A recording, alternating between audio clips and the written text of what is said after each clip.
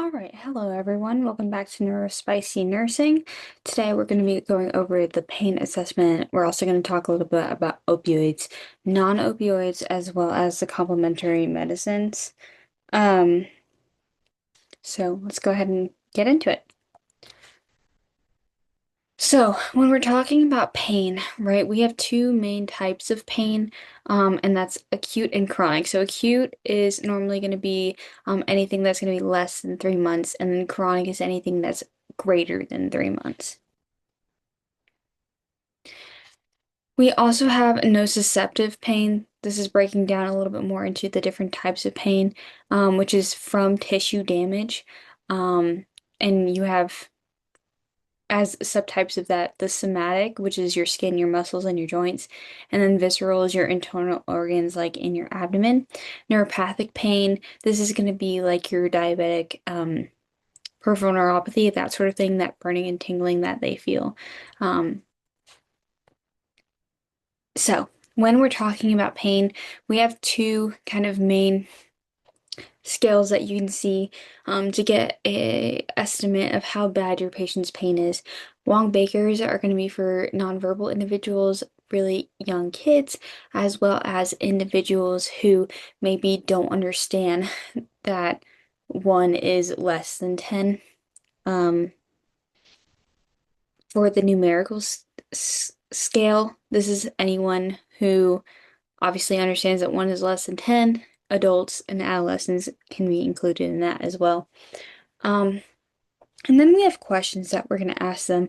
On this PowerPoint, I only have old carts listed. I like to use old carts more for chronic pain. The other one that you're going to see is PQRST, which is provoking, quality, region, severity, and timing. Those are all the questions that you're going to ask about their pain. Old cards could also be used, if you find out that they're having more um, long-term pain, you can use it after you ask them the PQRST questions, some of the other things like the character of the pain or what aggravates it and what relieves it. But for the most part, they're relatively interchangeable, can be used in place of one another. I just prefer old cards for more chronic pain. So, talking about our non-opiates, right? We've got two main classes, our NSAIDs and our acetaminophen. Aspirin, a lot of people like to put it kind of in its own thing. It is technically an NSAID, so just keep that in mind. Acetaminophen, it's gonna block the COX enzymes. It blocks COX 1 and 2, just like how, or sorry, it just blocks COX 1. Um, like how NSAIDs block COX 1, but it's going to be just for pain and fever. It's not an anti-inflammatory like ibuprofen is, like aspirin is. And in addition to aspirin, the other thing that we see with that one is the antiplatelet abilities, which is why if someone's having like chest pain, we tell them to chew an aspirin, right, before going to the ER. Um, And Tylenol is going to be a lot better for those who have conditions like bleeding disorders. And then for the NSAIDs, again, they do inflammation, pain, and fever. Aspirin does all of those as well as the antiplatelets. They inhibit COX-1 and COX-2. So um, the inhibition of the COXes is what causes the risk for bleeding. Um, Because when we think of our GI tract, right, if we have something that's blocking that mucosal lining in our GI tract, that's going to cause the stomach acid to eat through and then lead to ulcers, and that's when we get those upper GI bleeds. So for for acetaminophen though, it does have a maximum daily dose of 4 grams per day, and exceeding this, even if they have a perfect liver condition, is going to be dangerous. People who have a history of alcohol use disorder, or if they have any sort of liver dysfunction, we're going to use less of this medication. Their max daily dose might be like 2 grams at most, so like half of this. But obviously that's all based on what the provider says, what your medication order says, and then, based on the Davis Drug Guide, it'll also kind of give you the range of what the maximum daily dose is for those individuals. Um, so acetylcysteine, this is going to be the antidote for acetaminophen toxicity. It's a really yucky smelling medication, but if we see like, dangerous signs like elevated LFTs and stuff like that to abnormal level right after we give this medication, um, then we'll give that acetylcysteine. There's other reasons why you give it, but that's one reason why. So for the GI risk, again, the COX one, it increases your risk of those GI bleeds, right? For the NSAIDs, they're also going to be nephrotoxic.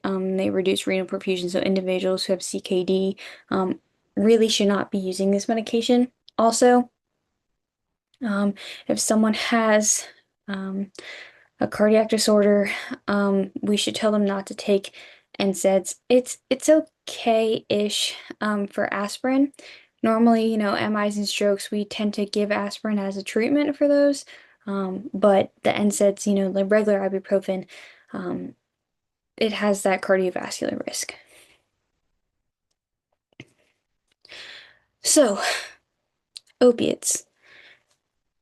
There are tons of different types of opiates, right? They're all based on the specific receptors. And I talked a little bit, um, I think in the very first video, that there are even some opiates that are partial antagonists and partial agonists, right? So they both block and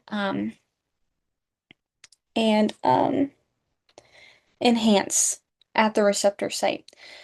So for the mu receptor, this is where we get our analgesia, the euphoria. We see that pupil constriction and respiratory depression.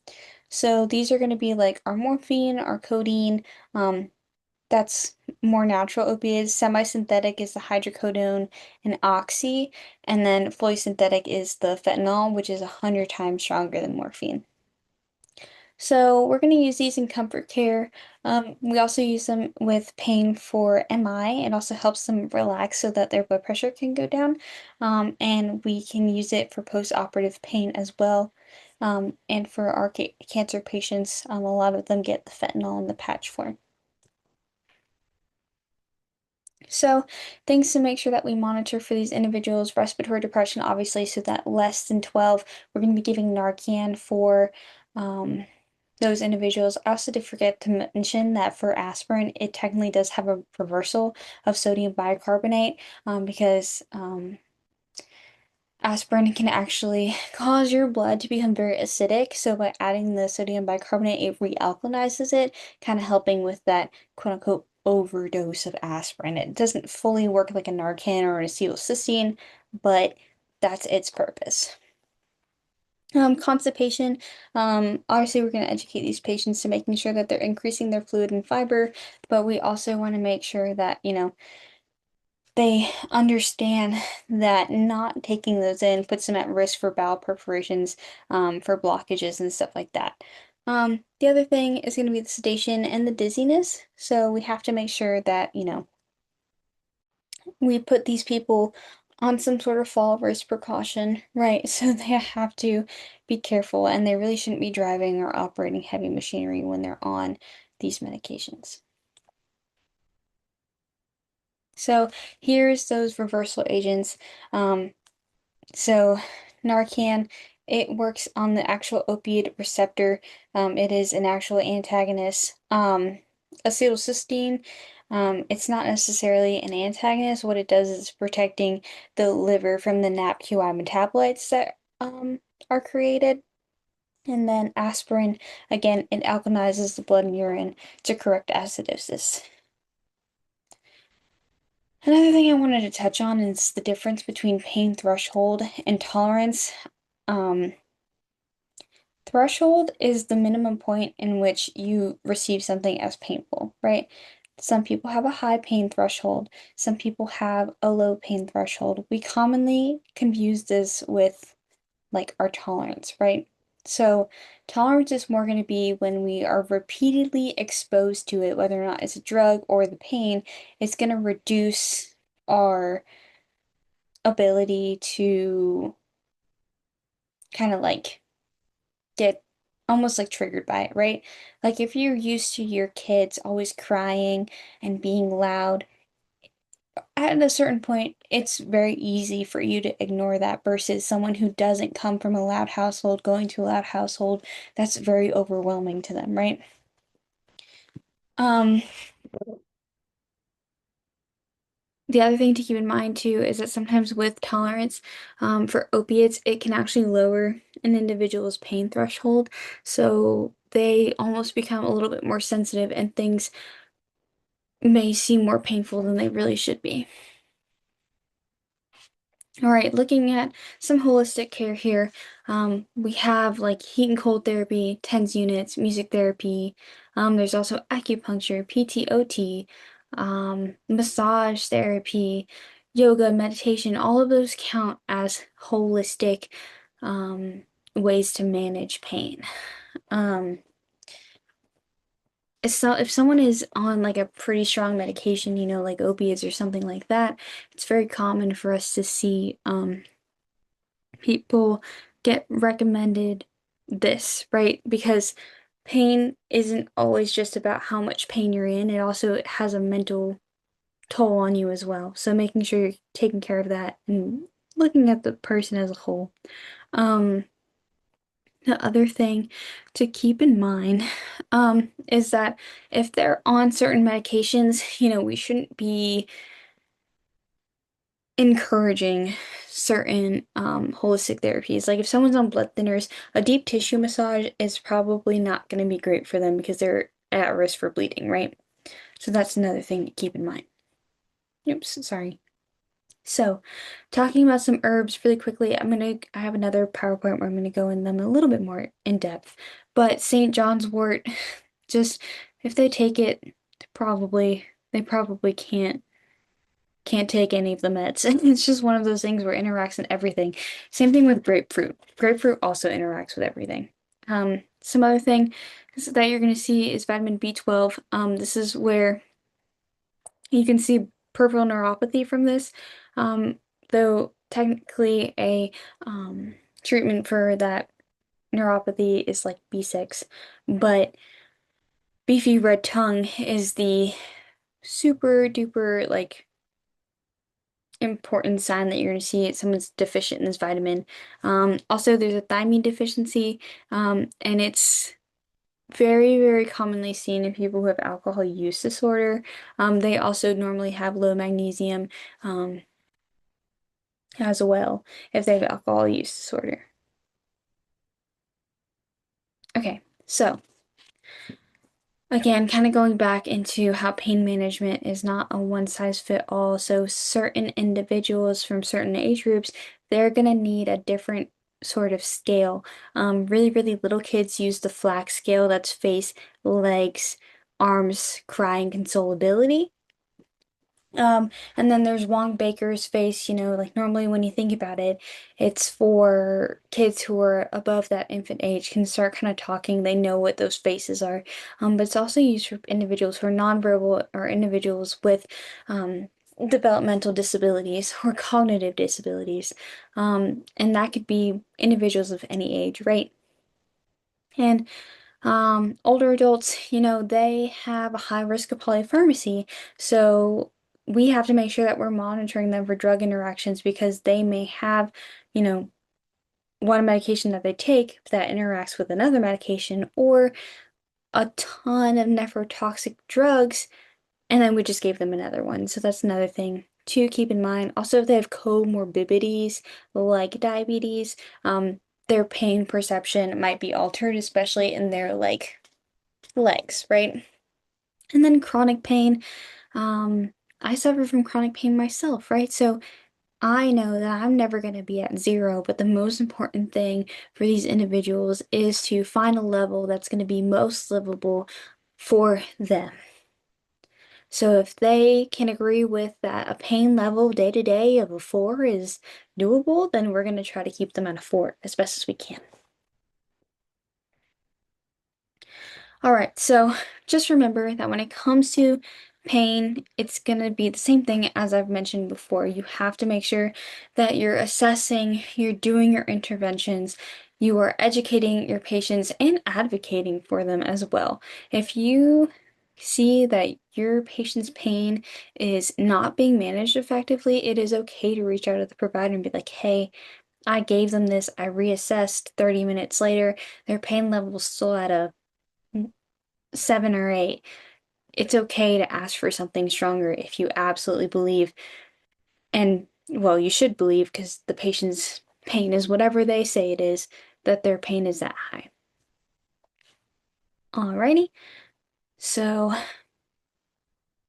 moving on to the next section of this, which is more of the holistic and complementary therapies. We're going to go more in depth into some of those vitamins as well. So, herbal medicine, like teas and stuff like that, is considered herbal. Acupuncture, chiropractic, and aromatherapy. We have holistic nurses in our hospital, and it's really interesting to go around and see kind of what they do. They use like castor oil packs, aromatherapy, and it's not like it won't fully treat an individual's pain, right? But it might help them relax enough where they're not so tense because that tension can help increase their pain. All right, so these right here are going to be super important to make sure that you document if they are taking these medications, right? Not medications, but these herbs. Um, just because they can interact with other commonly used medications in the hospital. So, um, for ginger, for example, it interacts with anticoagulants, right? We're not going to want to give them an anticoagulant if they're on ginger. So that's why we have to make sure we ask them if they're on any herbs or supplements because there are contraindications with some herbs and supplements. All right, so just some overall vitamins, right? Vitamin D, bone health, it goes hand in hand. They are almost conjoined and they raise and lower in the body at the same rate, but calcium. Vitamin A is for vision and immunity, folate, iron, and vitamin B12. So, blood production is super important. Vitamin B12 also helps with your nerves. Vitamin C and tissue integrity are really, really important for wound healing. What did I say? Oh, I don't know what I was trying to say, but vitamin C is important for tissue integrity and wound healing. And then vitamin K is commonly given for clotting. Don't forget that vitamin K is also a reversal for certain medications like warfarin. All right, so here's just kind of the same thing, but more linear if it helps you. And then it also shows the clinical signs of deficiency, like scurvy is a sign of a vitamin C deficiency, rickets and osteomalacia is for adults. Um, and if they have delayed bleeding, that's going to be for vitamin K, and dry skin is for vitamin A. All right, some other ones that we're going to see, B12.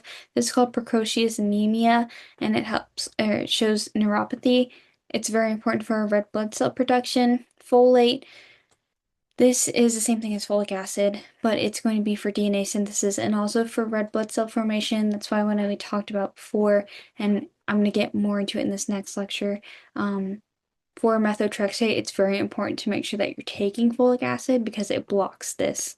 And that causes megaloblastic anemia and a deficiency, and it can also lead to neural tube defects like spina bifida in pregnancy. Iron deficiency is just iron deficiency anemia, and it's very important because it helps with the transportation of O2. So if you have low iron, it's going to impact your ability for hemoglobin to transport oxygen. Um, so these individuals have decreased tissue perfusion.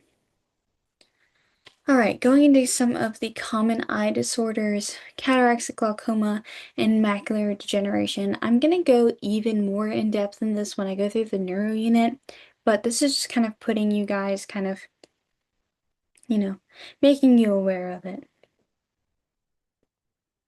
So for glaucoma, you really try to make sure that we're reducing intraocular pressure. There's two different types of um, glaucoma, so we'll go into that more in depth. For macular degeneration, we're just trying to, this is more of like your body fighting itself. Fun fact,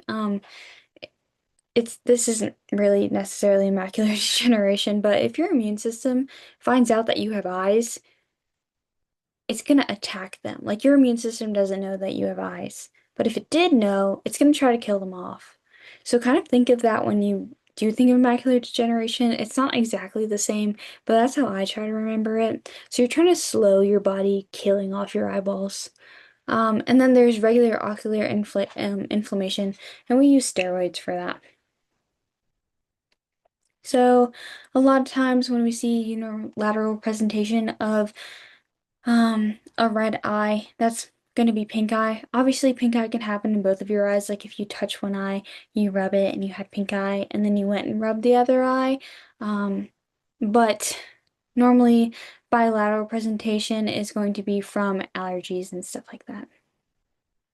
So for the years, again, I'm going to go a lot more in depth in this for the neuro unit. But tinnitus is actually a sign of aspirin toxicity. So it's very important that if they have new onset buzzing in their ears, that they, they notify you and then you notify the provider. There's also otitis externa. It's commonly called swimmer's ear, but this is the outer ear infection, and then otitis media is your inner ear infection. Oops, sorry. For the bacterial otitis media, that's all, but bacterial means antibiotics. And then we're going to use acetaminophen to help with their fever and also for pain relief. For the tinnitus, there's no cure, but sometimes antidepressants can help manage the symptoms, right? And then hearing loss, whether they're born with it, they will get cochlear implants, and if it's something that happened over time, they'll get hearing aids.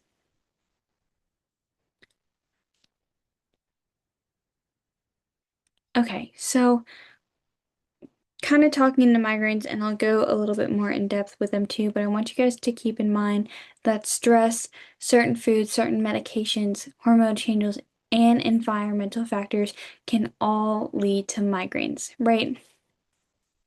NSAIDs can also be used temporarily as a treatment for a migraine. Think of like Excedrin migraine, or acetaminophen, commonly given with caffeine, especially in the ER, is also a treatment for migraines.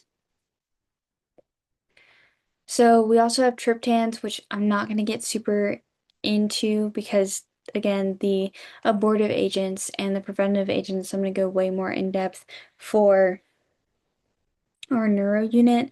But I just wanted to, again, start introducing these things to you guys.